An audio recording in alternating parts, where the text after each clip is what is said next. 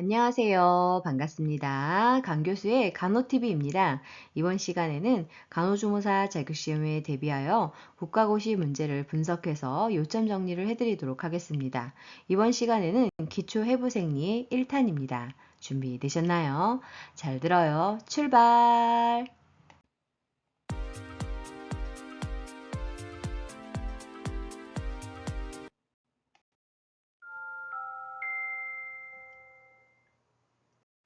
기초해부생리는 간호조무사 자격시험에서 출제 문항수가 2개에서 3개 정도가 출제되고 있습니다.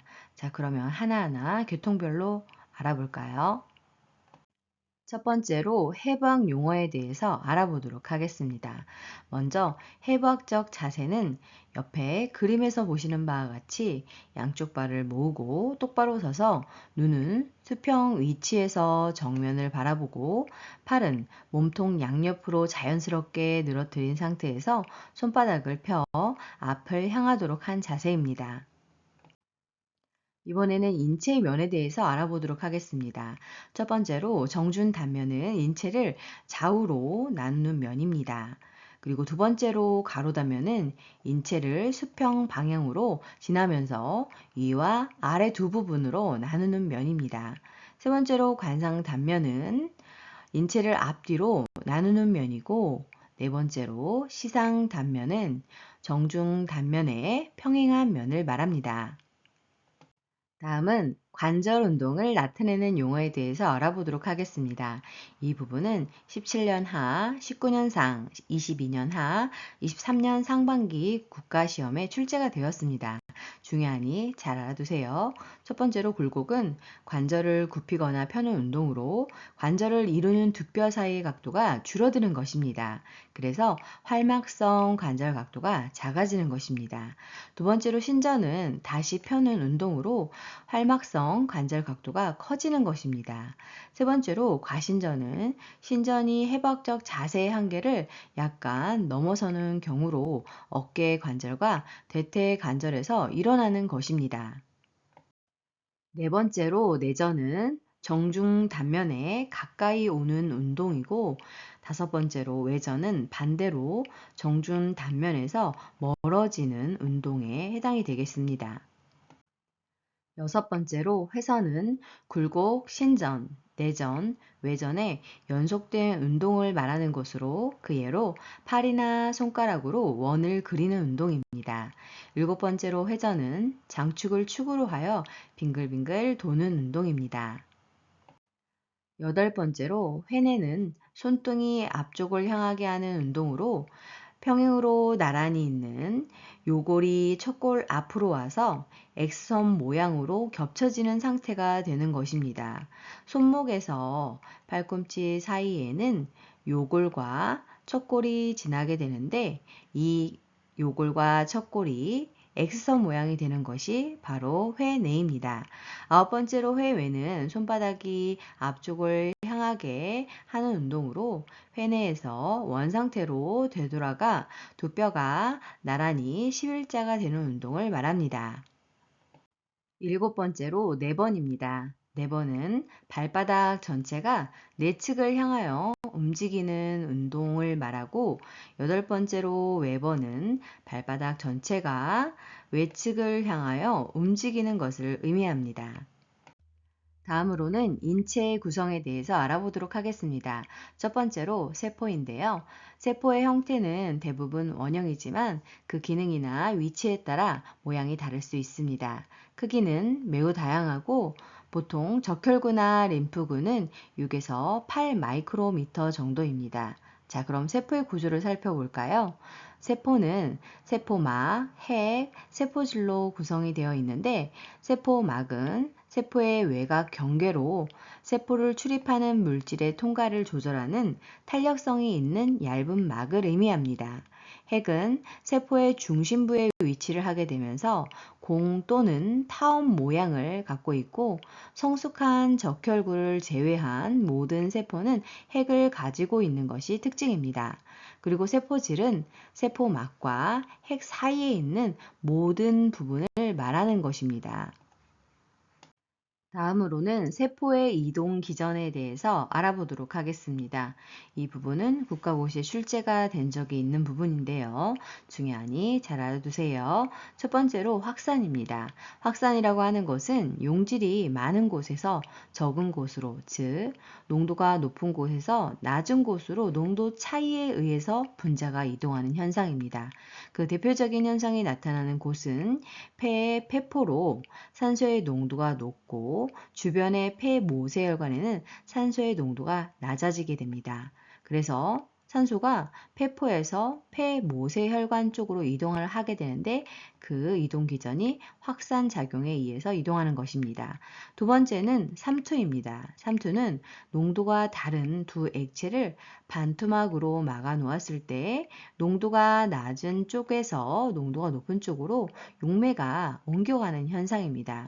우리 몸에서는 신장에서 소변으로 물이 소실되는 것을 방지하기 위해 많은 양의 물이 재흡수되는 과정에서 삼투 현상이 나타나게 됩니다. 세 번째로 능동수송입니다. 능동수송은 덜 농축된 곳에서 더 농축된 곳으로 분자가 이동하는 것입니다. 이때에는 에너지를 필요로 하게 되는데요. 우리 몸에서는 소장에서 세포가 음식에서 포도당을 흡수할 때 이러한 과정을 거치게 됩니다. 네 번째는 여과입니다. 여과는 수압의 차이에 의해서 물과 용의 물질이 이동하는 현상인데요. 우리 몸에서는 조직을 형성하는 원리에 이 여과작용이 나타나게 되는 것입니다. 다섯 번째는 촉진 확산입니다. 분자가 더 많이 농축된 영역에서 덜 농축된 영역으로 이동을 할 때 세포막에 위치하고 있는 운반체를 이동함으로써 빠르게 이동을 할 수 있습니다. 여섯 번째로 포식작용, 식균작용입니다.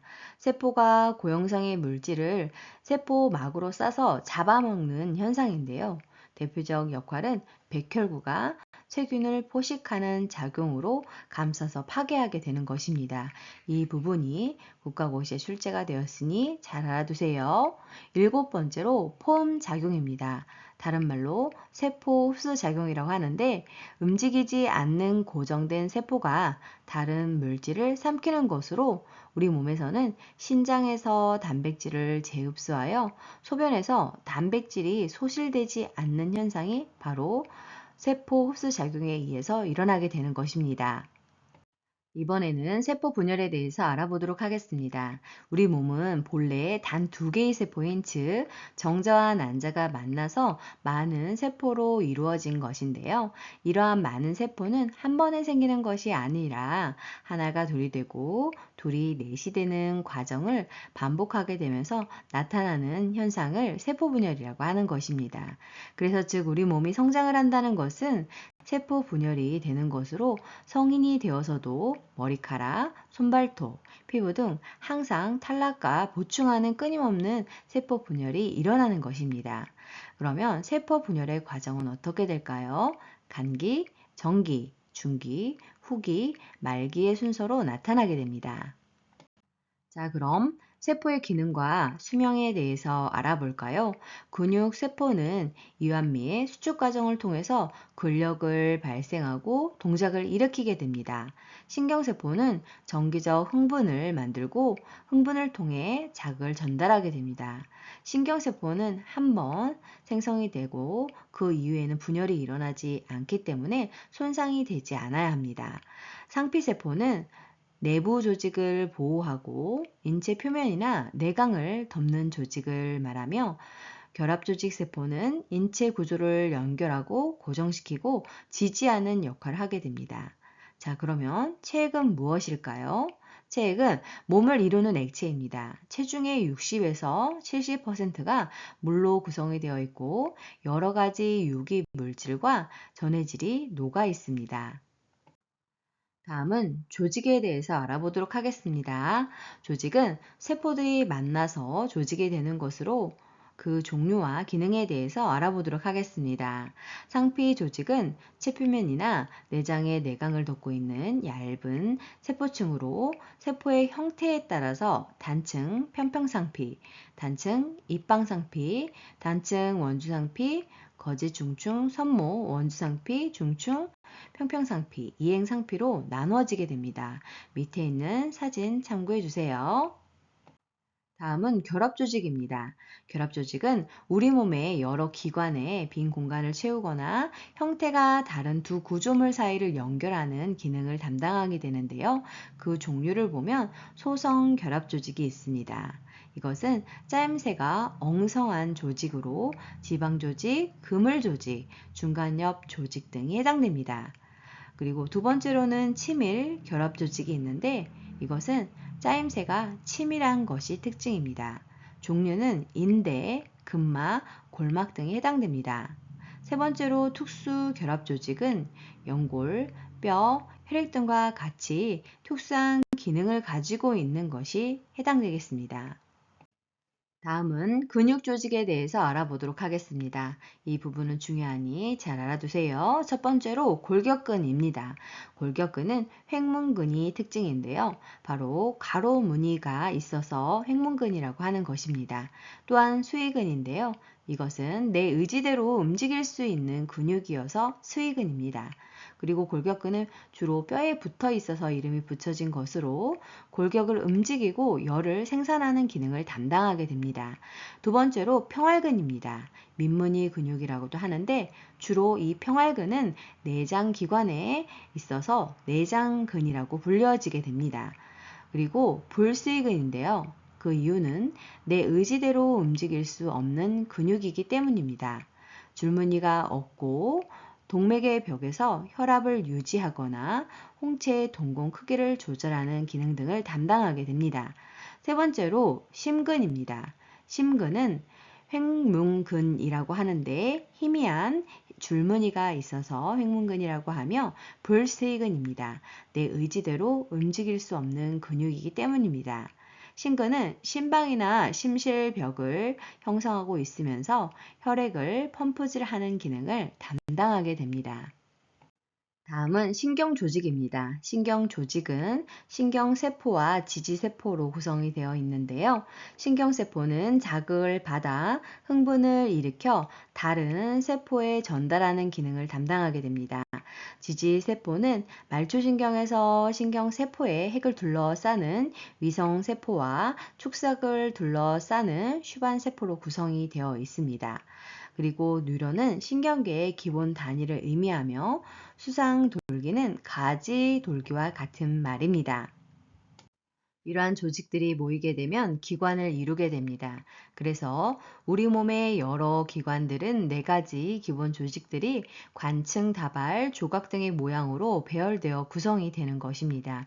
그 예를 살펴보면 위에 가장 내면은 분비와 흡수를 위한 상피 조직이 두 번째 층은 결합 조직으로 배열되어서 혈관 및 신경을 간직하게 됩니다. 그리고 세 번째 층은 근육과 내면 상피를 연결시키게 되고 바깥층은 다시 결합 조직으로 되어 있고 신경 조직은 위벽을 뚫고 들어가서 근육과 분비샘을 조절하게 되는 것입니다.